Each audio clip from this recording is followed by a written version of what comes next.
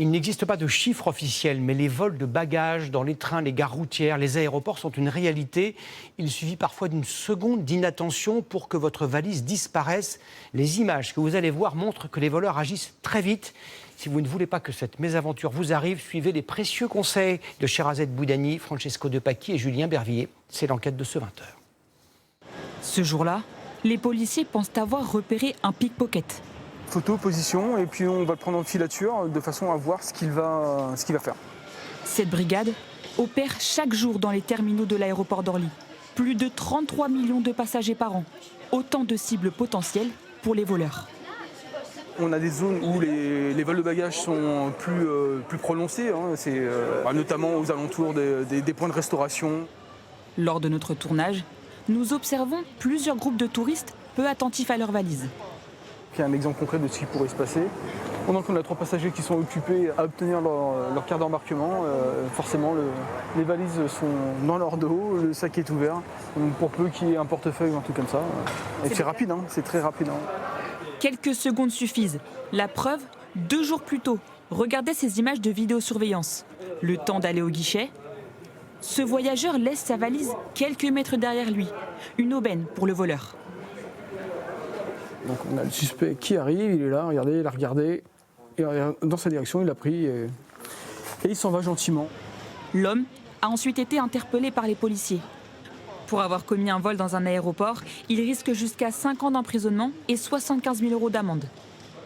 Joséphine a été victime d'un vol, pas dans un terminal, mais dans un TGV. Elle y repense à chaque fois qu'elle prépare son bagage.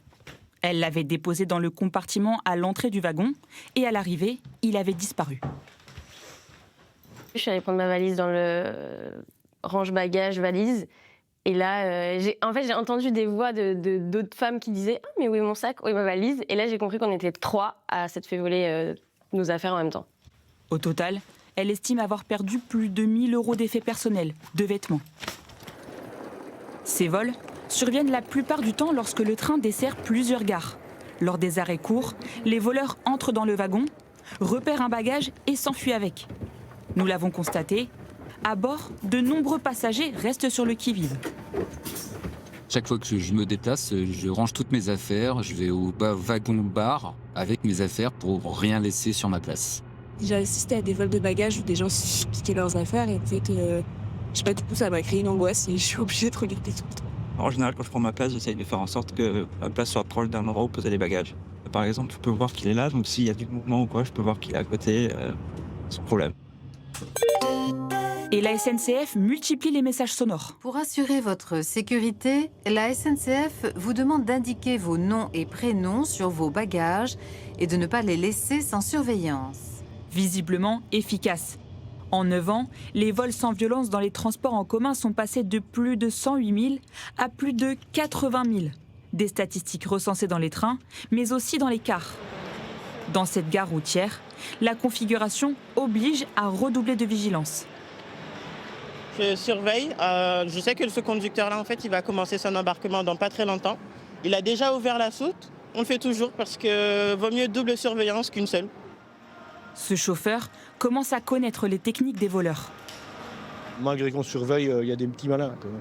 Ils sont très rusés. Mais ils sont 2 en fin de compte. Il y en a un qui nous amuse, et l'autre, durant ce temps-là, il pique les bagages.